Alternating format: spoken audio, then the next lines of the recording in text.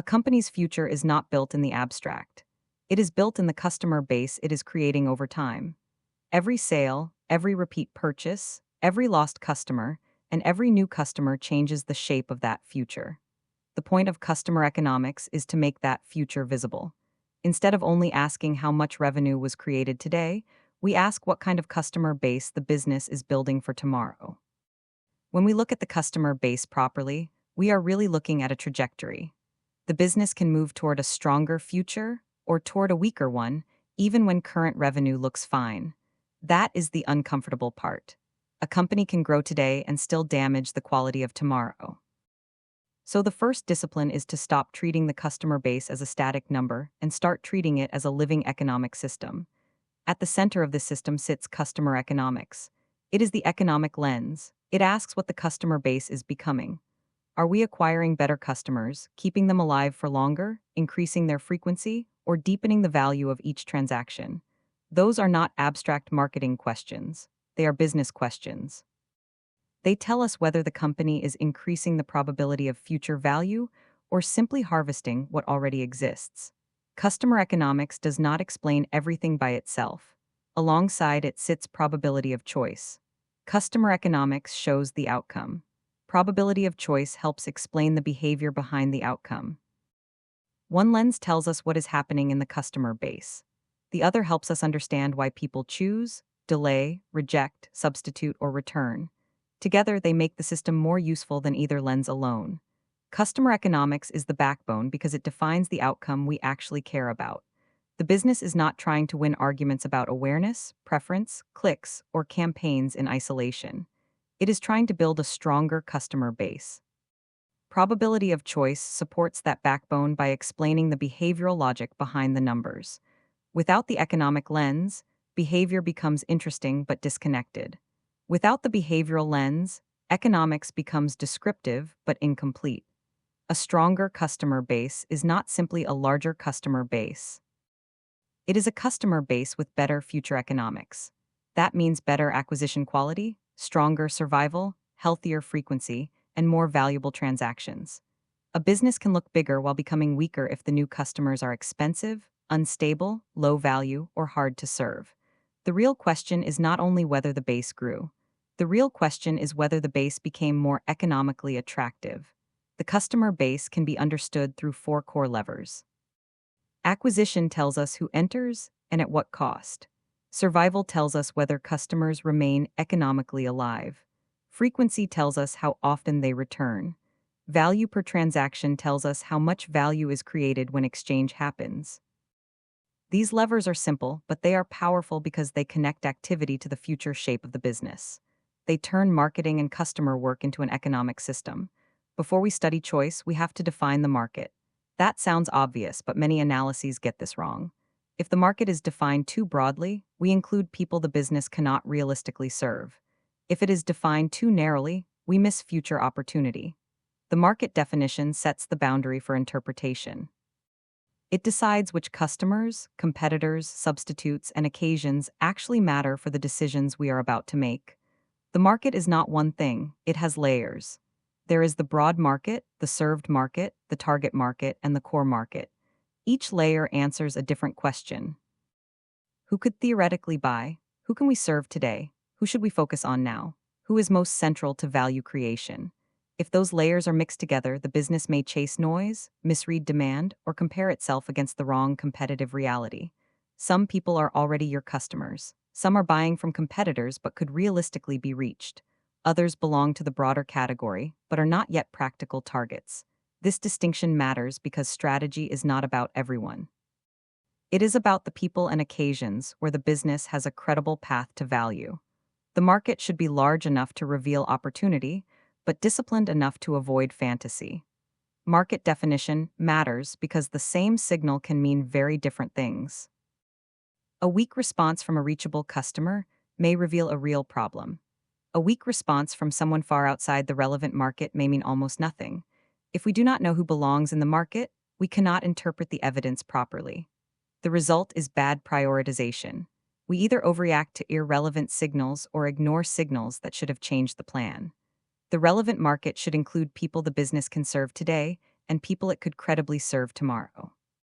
It should exclude people who are too far away from the business model, the offer, the channel, or the economics. This is not about being small-minded. It is about being precise.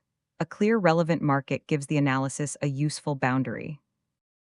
It lets the business focus on choice situations that can realistically create value. Choice does not begin just because a person exists in a category. It begins when relevant demand appears. A person or occasion becomes active.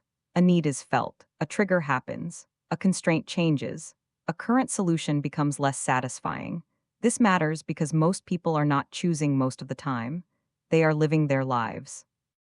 Marketing becomes more useful when it understands when demand becomes active and what happens next.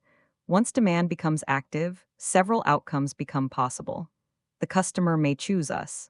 They may choose a competitor. They may choose a substitute. They may delay the decision. Or nothing may happen because a constraint blocks action. This is why a simple funnel is too limited. Demand does not travel through a neat sequence. It enters a field of possible outcomes, and the business must understand which outcomes are actually occurring. Sometimes relevant demand converts into our customer. That is the visible win. But even then, we need to ask why. Did we win because the brand was already mentally available, because the product fit the situation, because the price felt acceptable, because access was easy? Or because a competitor failed? A sale is not the end of analysis. It is the beginning of learning about what actually made choice possible. Sometimes the demand is real, but the choice goes somewhere else.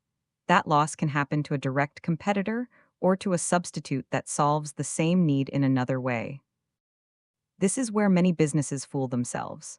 They look only at category competitors and miss the broader substitution logic. The customer is not trying to respect our category map. They are trying to solve a situation in the easiest, most valuable, most trusted way available. Sometimes demand pauses, disappears, or gets blocked by a constraint. The person may still have a need, but timing, money, effort, uncertainty, or lack of urgency prevents action. This is important because non-choice is not the same as rejection. If we treat every non-purchase as a failure of appeal, we miss the real barrier. Sometimes the work is not to persuade harder. It is to remove friction, reduce risk, or wait for a better moment. When we combine market definition with observed outcomes, the field of choice becomes concrete. We know who matters. We know when demand becomes active. We know the possible outcomes. That gives us a more honest map of the commercial reality. The business can stop arguing in vague terms and start asking sharper questions. Where are we winning? Where are we losing? Where is demand being blocked? Where are we not even in the choice set? Customer economics is one evidence stream. It starts from transactions and reveals whether the customer base is getting stronger or weaker. It shows acquisition quality, survival, frequency, value, and movement over time. But it is not just reporting. It is evidence about the economic direction of the business. It tells us whether customer behavior is creating future value, consuming future value, or simply maintaining the present. A single transaction matters less than the repeated behavior it forms over time. One purchase can be random. A pattern of purchases is evidence. Cohorts, returns, pauses, basket depth, price paid, and repeated engagement reveal more than isolated revenue lines. Customer economics turns transaction data into patterns we can manage. It allows the business to see whether customer behavior is changing in a way that deserves attention. Customer economics can show the pattern, but it does not fully explain the why. It can show that one cohort survives better than another, that frequency is declining, or that high-value customers are becoming less active. But the data alone rarely tells us the full reason. That is the limitation. Economic evidence tells us where to look. It does not always tell us what people experienced, considered, feared, compared, or misunderstood. Probability of choice is the second evidence stream. It helps explain the logic behind the pattern. It asks what made a person choose us, choose someone else, delay, substitute, or do nothing. It brings the customer's decision situation into view. This is not soft decoration around hard data. It is a necessary explanation layer. Without it, the business may see movement in the numbers but still misdiagnose what to change. The goal is explained reality, not abstract brand theory, not generic attitudes disconnected from behavior. We start with what really happened in a real choice situation, then we work backward into the reasons. What was the need? What triggered it? Which alternatives were considered? What constraints mattered? What made one option feel easier, safer, more valuable, or more distinctive than another? That is how choice becomes explainable. A real or recent choice situation gives the conversation a solid anchor. Instead of asking people what they generally think, we ask about a decision they actually faced. Recent decisions are easier to describe with texture. People remember the moment, the alternatives, the friction, and the emotional tone more clearly. This reduces empty opinion and gives us better evidence. The closer we get to real behavior, the more useful the explanation becomes. The interview or survey should feel human and open. We are not trying to force people into our framework too early. We want them to describe the situation in their own words first. Then we can structure what we learn. If we lead too hard with our categories, we risk hearing back our own assumptions. Natural conversation protects discovery. It gives the business access to language, context, and barriers that the framework alone might miss. Choice is shaped by conditions and context. Need, trigger, alternatives, and constraints all matter. A brand does not compete in a vacuum. It competes in a moment against other possible solutions, under specific limits of time, money, attention, trust, and effort. This is why the same person may choose differently in different situations. The task is not only to know the customer, it is to understand the choice environment around the customer. Open conversations become useful when they can be coded and compared. The point is not to reduce people to simplistic labels. The point is to turn messy reality into structured evidence. If many customers describe the same barrier, the same trigger, or the same reason for substitution, that becomes useful. We can connect qualitative texture to repeatable patterns. Structure is what allows the organization to learn from many individual stories. A consistent framework lets us learn over time. If the structure changes every time, the organization cannot compare patterns across studies, segments, markets, or decisions. But consistency does not mean rigidity. The top layer should stay stable while the details below can adapt. That gives us the best of both worlds. We can compare what matters over time, while still allowing new explanations to emerge from the customer reality. The 12 nodes give us a stable way to interpret choice without making the system random. They are not a funnel. They are a network of factors that can increase or reduce the probability of choice. Awareness, fit, value, ease, trust, distinctiveness, emotion, social proof, availability, recognition, experience, and nudge may all matter differently depending on the situation. The point is not to score everything. The point is to identify what is active. The top layer should stay fixed while the detail below can adapt. Trust can mean different things in banking, travel, food, or gaming. Ease can mean easy to find, easy to understand, easy to buy, or easy to cancel. The stable node gives us comparability. The evolving subnode gives us category relevance. This is how the framework avoids becoming both too vague and too rigid. A node becomes useful only when it becomes specific enough to guide interpretation. Trust is a good example. Saying trust matters is rarely enough. The business needs to know what kind of trust is missing. Is it trust in the product, the price, the delivery, the promise, the data handling, or the company behind it? Subnodes turn broad concepts into usable diagnostic signals. They make the framework operational. Consistency creates learning over time. Stable nodes allow comparison. Evolving subnodes allow discovery. That balance matters because businesses need both memory and sensitivity. If the system changes every time, nothing accumulates. If the system never adapts, it becomes blind to category-specific reality. The goal is a learning architecture. It should be stable enough to build knowledge, but flexible enough to notice what has changed. Now we move back to money. Not all money is equal. Revenue can look good today while weakening the future customer base. A promotion can create transactions, but attract customers who do not return. A price cut can increase volume, but train the market to wait. A campaign can drive short-term response while damaging expectations. Customer economics forces the business to ask what kind of money was created, not only how much. Money has different forms. There is immediate money, future money, quality of money, and cost of money. A business that treats all revenue as equal will make poor decisions. Some revenue is cheap to acquire and likely to repeat. Some revenue is expensive, fragile, or dependent on heavy incentives. Some revenue creates future strength. Some revenue borrows from the future. The job is to understand the economic character of the money. The quality of money matters as much as the amount. Two cohorts can produce the same revenue today and still have very different futures. One may return often, accept price, buy across categories, and require little service. Another may churn quickly, complain more, use discounts, or be expensive to support. If the business only sees top-line revenue, it cannot tell the difference. Quality of money protects the business from superficial growth. Money also has cost, risk, and consequence. A revenue gain can carry hidden trade-offs. It can increase service cost, attract low-quality demand, weaken price perception, or create operational strain. It can also reduce future risk if it improves survival, loyalty, or trust. So every money signal should be interpreted through consequence. The question is not only what came in. The question is what the business had to create, risk, or sacrifice to get it. A win must be defined before it can be managed. More sales alone is not precise enough. Did we improve survival?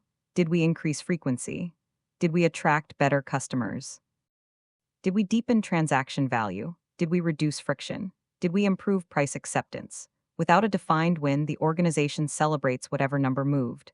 That is dangerous because movement is not always progress. A win needs a clear economic meaning. There are different types of wins. Some protect the business now, some strengthen the future. A survival win is not the same as an acquisition win. A price win is not the same as a frequency win. A brand win may not show up immediately in transactions, but can still improve future choice conditions. Classification matters because different wins require different actions. If we treat every win the same way, we learn less from success. A win becomes progress only when it improves the future. A short-term result is not automatically long-term improvement. The business has to ask whether the result made the customer base more valuable, more stable, easier to grow, or more resilient. This is the uncomfortable discipline. It prevents the organization from confusing activity with advantage. The strongest wins are those that create value now and improve the probability of future value. The discipline starts with what happened. Then we classify the win. First, observe the result. Then ask what type of win it represents. Only after that should the business decide what to do next. This order matters. If the organization jumps straight from result to action, it may scale the wrong thing. A clear classification creates a better bridge between evidence and decision. It slows the thinking just enough to improve the next move. After the win is classified, we judge the consequence. Did the action only create money now, or did it also strengthen the future customer base? This is the difference between a result and a strategic result. Some actions generate cash while weakening future demand. Others may look smaller today but improve survival, trust, price acceptance, or repeat behavior. Consequence judging helps the business decide whether the win deserves to be scaled, refined, or treated with caution. Once the consequence is judged, the next move should become clearer. The business can scale the action, adapt it, park it, or stop it. This is where insight becomes management. The point is not to admire the analysis. The point is to decide. But the decision should be proportional to the evidence. Strong evidence and strong consequence may justify scaling. Weak evidence, low consequence, or high uncertainty may justify a smaller test, a pause, or a different route. This is where evidence discipline matters. A clue is useful, but it is not enough. Evidence is stronger because signals repeat. Proof is strongest because action changes reality. These are different levels of confidence, and they should not be confused. Many organizations treat clues as proof because the story feels convincing. That is how bad decisions become expensive. The discipline is to know what level of evidence we actually have before acting too boldly. A clue can point somewhere, but it cannot carry the decision alone. One quote, one complaint, one spike, one dashboard movement, or one enthusiastic stakeholder can be meaningful, but it is still only a clue. Clues are valuable because they help us know where to look next. They are not valuable because they settle the question. The danger is treating a vivid clue as if it represents the whole customer base. When clues repeat, noise starts to become structure. Repetition across customers, cohorts, markets, or moments gives the signal more weight. It does not make the interpretation perfect, but it makes it harder to ignore. This is where qualitative and quantitative work can reinforce each other. A repeated customer explanation, matched with a repeated economic pattern, becomes more useful than either signal alone. Evidence is built by accumulation, not by volume of opinion.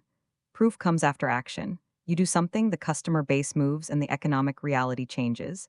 That is the only real test. A model can estimate, a survey can explain, a dashboard can reveal, but proof requires intervention and observed consequence. This does not mean every decision needs a perfect experiment. It means the organization should be honest. Before action, we have expectation. After action, we can start to see whether the expectation was true. The two evidence streams work together. Customer economics shows what happened. Probability of choice helps explain why it may have happened. When both point in the same direction, confidence increases. If transactions show declining survival and choice evidence reveals rising friction or falling trust, the case becomes stronger. If the streams disagree, that is also useful. It tells us the situation is more complex and deserves deeper investigation before the business commits. We do not always need to match the exact same person across both streams. In many businesses, that is impossible or too expensive. What we need is pattern alignment. Do the behaviors seen in the customer base correspond to the explanations people give in real choice situations? The aim is not perfect identity matching. The aim is disciplined triangulation. If the same underlying pattern appears from different evidence streams, the business has something more trustworthy to work with. Not every pattern matters. Some patterns are interesting but not important. Some are real but too small. Some are visible but impossible to influence. Some are influential but not economically attractive. This is where analysis needs judgment. The organization does not need to act on everything it can see. It needs to identify the few patterns where action can create meaningful value. Otherwise, insight becomes distraction. A pattern must be worth acting on. The question is not only whether it is real. The question is whether it deserves attention, resources, and organizational energy. A useful opportunity sits at the intersection of evidence, value, and actionability. If any of those are missing, the business should be careful. The pattern may still be worth monitoring, but not every pattern deserves a project, a campaign, a product change, or a leadership meeting. The first question is size of prize. If this works, how much value could it create? This does not have to be perfectly known at the start, but it has to be directionally understood. A small pattern may be real but not worth much. A large pattern may justify deeper investigation even if uncertainty remains. Size of prize forces prioritization. It protects the business from spending too much effort on problems that are intellectually interesting but economically minor. The second question is chance to win. Can the business actually influence and capture the value? Some opportunities look large but sit outside the company's real control. Others are smaller but much more winnable because the business has the assets, channel access, credibility, product fit, or operational ability to move them. Chance to win brings realism into the opportunity discussion. It asks not only what is desirable, but what is possible. The strongest opportunities are both meaningful and winnable. They are large enough to matter and possible enough to influence. This is where opportunity selection becomes sharper. A big but unwinnable opportunity can waste years. A winnable but tiny opportunity can consume attention without changing the future. The attractive space is where economic value and practical influence overlap. That is where management should focus its energy first. Before execution, define the opportunity. This is the first door in the decision arena. The business should ask whether the opportunity is real, meaningful, and winnable before jumping into action. Many organizations rush past this step because action feels productive, but unclear opportunities create unclear work. Door 1 is a discipline. It says, before we mobilize, let us define what we believe can move and why it is worth moving. At this first door, the business should define what must move, what outcome matters, what behavior has to change, what is the prize if it works, how quickly can we learn whether it is working. These questions keep action connected to evidence. They also make the next conversation easier. If the business cannot define what must move, it is not ready to execute. It is still thinking, hoping, or reacting. The second door is execution reality. A strong opportunity still has to survive real constraints. Some opportunities are attractive but too complex, too slow, too risky, or too dependent on other parts of the organization. That does not mean they should be abandoned. It means they need to be judged properly.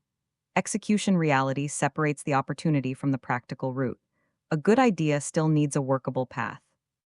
Execution always has conditions. Workload, risk, reversibility, and dependencies shape the next move.